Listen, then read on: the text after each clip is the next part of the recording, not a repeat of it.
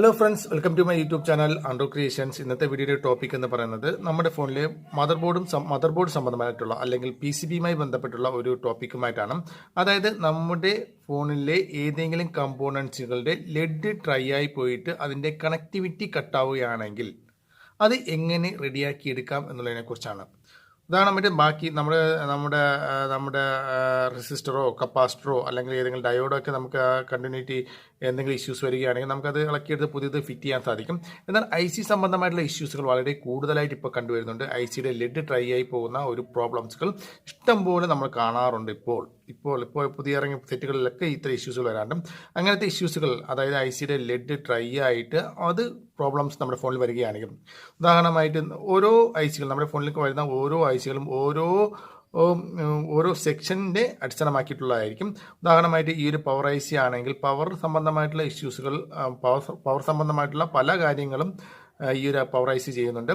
അപ്പോൾ power IC damage ആവുകയോ അല്ലെങ്കിൽ power ICയുടെ lead dry ആയി പോയിട്ട് കണക്ടിവിറ്റി കട്ടാവുകയോ ചെയ്യുകയാണെങ്കിൽ നമ്മുടെ ഫോൺ തന്നെ ചിലപ്പോൾ ഓൺ ആകാത്ത ഒരു കണ്ടീഷൻ ആവും. അതേപോലെ തന്നെ നെറ്റ്വർക്ക് സെക്ഷൻ സംബന്ധമായിട്ടുള്ള ICകൾ എന്തെങ്കിലും ഇഷ്യൂസ് വരികയാണെങ്കിൽ, അപ്പോൾ നെറ്റ്വർക്ക് ഇല്ലാതെ നമ്മുടെ ഫോണിലെ സിഗ്നൽ സംബന്ധമായ ഇഷ്യൂസുകളോ അല്ലെങ്കിൽ നെറ്റ്വർക്ക് ഇല്ലാതെ വരികയോ അതൊക്കെ പ്രോബ്ലംസുകൾ സംഭവിക്കാം. അതുപോലെ തന്നെ ഡിസ്പ്ലേ സംബന്ധമായ ഇഷ്യൂസുകൾ, ഡ്രൈവർ IC കംപ്ലൈൻ്റ് ആയി സംഭവിക്കാം. അങ്ങനെ ഏതൊരു ICയും ഓരോരോ സെക്ഷൻ ബൈ സെക്ഷൻ ആയിട്ടായിരിക്കും വർക്ക് ചെയ്യുന്നത്. അപ്പോൾ ഏതെങ്കിലും ഒരു പ്രോബ്ലംസ് വന്നിട്ട് നമുക്കൊരു IC ഒരു ഡൗട്ട് തോന്നുകയാണ്, ICയുടെ പ്രോബ്ലംസ് ആണ് എന്ന് നമുക്ക് ഡൗട്ട് തോന്നുകയാണെങ്കിൽ സാധാരണഗതി നമ്മൾ ഏത് IC ആണോ ആ IC റിമൂവ് ചെയ്തിട്ട് അത് റീബോൾ ചെയ്ത് ഫിറ്റ് ചെയ്യുകയോ അല്ലെന്നുണ്ടെങ്കിൽ അത് മാറ്റി കൊടുക്കുകയോ ആണ് ചെയ്യുന്നത്. പക്ഷേ എല്ലാ ICകളും നമുക്ക് സ്പെയർ കിട്ടണമെന്നില്ല. അപ്പോൾ നമ്മൾ എന്ത് ചെയ്യും, അത് ഇളക്കിയിട്ട് ഒന്ന് റീബോൾ ചെയ്തൊക്കെ ഇട്ട് നോക്കും, റെഡി ആകാൻ സാധിക്കുമോ എന്നുള്ളതൊക്കെ നോക്കും. മിക്കവാറുമൊക്കെ റീബോൾ ചെയ്താൽ തന്നെ ശരിയാവും എന്നുള്ളതാണ്. കാരണം എന്ന് പറയുന്നത് ICകൾ മിക്കവാറും വളരെ പെട്ടെന്ന് ഡാമേജ് ആകത്തില്ല. എന്നാൽ അതിൻ്റെ ലെഡ് ഡ്രൈ ആയി പോകുക എന്നുള്ളത് കൊണ്ട് തന്നെയാണ് പലപ്പോഴും അതിൻ്റെ കണക്ടിവിറ്റി കട്ടായിട്ട് ഇഷ്യൂസുകൾ വരുന്നത്. അപ്പോൾ നമ്മൾ റീബോൾ ചെയ്ത് എടുത്തു കഴിഞ്ഞാൽ ചിലപ്പോൾ മിക്കവാറുമൊക്കെ ഫോണിൻ്റെ ആ ഒരു പ്രോബ്ലംസ് മാറിക്കിട്ടും. എന്നാൽ റീബോൾ ചെയ്യണമെന്നുണ്ടെങ്കിൽ IC വെളിയിലെടുത്ത് അത് സ്റ്റെയിൻസിലൊക്കെ ഉപയോഗിച്ചുകൊണ്ട് പുതുതായിട്ട് റീകണ്ടീഷൻ ചെയ്തൊക്കെ ചെയ്യണം.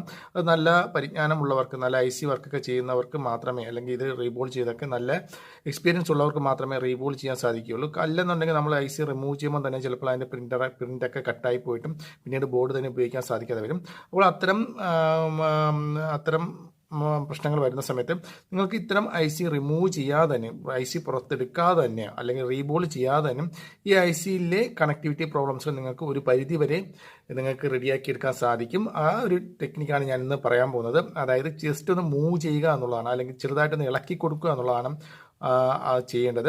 അതായത് ഇപ്പോൾ നെറ്റ്വർക്ക് സംബന്ധമായിട്ടുള്ള ഈ ഒരു PA ICക്കാണ് പ്രോബ്ലംസ് ഉള്ളത് എങ്കിൽ ഈ ഒരു IC റിമൂവ് ചെയ്ത് കഴിഞ്ഞ് പുതിയത് ഇളക്കുന്നതിന് പകരമായിട്ട് നിങ്ങൾക്ക് വേണമെങ്കിൽ ഈ ഒരു IC ഹീറ്റ് ചെയ്തുകൊണ്ട് ജസ്റ്റ് ഒന്ന് ഇളക്കി കൊടുക്കുക. ജസ്റ്റ് പുറത്തെടുത്ത് കഴിഞ്ഞാൽ നമുക്കത് റീബോൾ ചെയ്ത് തന്നെ ഫിറ്റ് ചെയ്യേണ്ടി വരും, ഇല്ലെന്നുണ്ടെങ്കിൽ പണി കിട്ടും.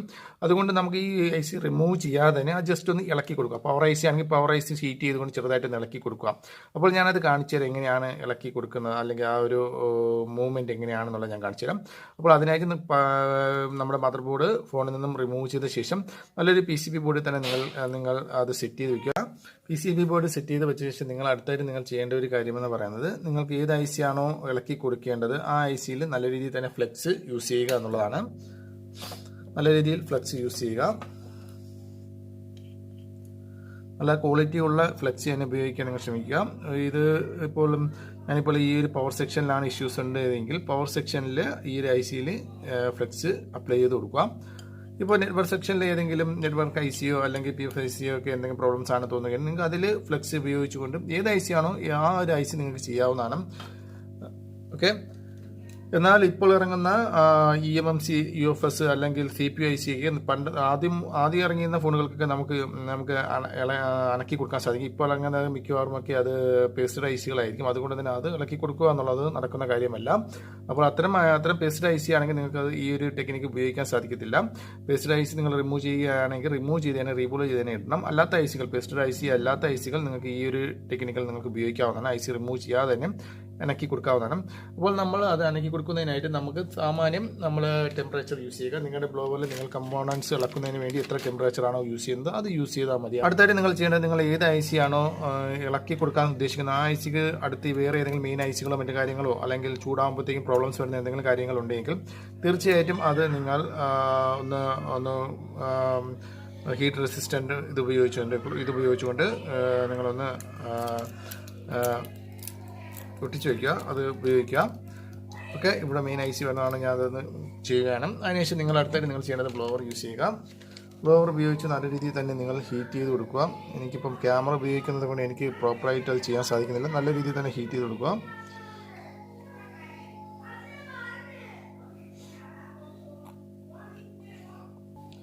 അതിനുശേഷം ഏതെങ്കിലും നിങ്ങൾ അത് ഉപയോഗിച്ചോ അല്ലെങ്കിൽ ഏതെങ്കിലും ഒരു സ്റ്റീസർ ഉപയോഗിച്ചുകൊണ്ടോ ജസ്റ്റ് ഹീറ്റായിട്ടുണ്ടെങ്കിൽ ജസ്റ്റ് ഒന്ന് അണക്കി കൊടുക്കുക. ഇതേപോലെ ജസ്റ്റ് ഒന്ന് അണക്കി കൊടുക്കുക. വേറെ കമ്പോണൻസിനൊന്നും ഒരു ഡാമേജസും വരാത്ത രീതിയിൽ ജസ്റ്റ് ഒന്ന് അണക്കി കൊടുക്കുക. ഓക്കെ,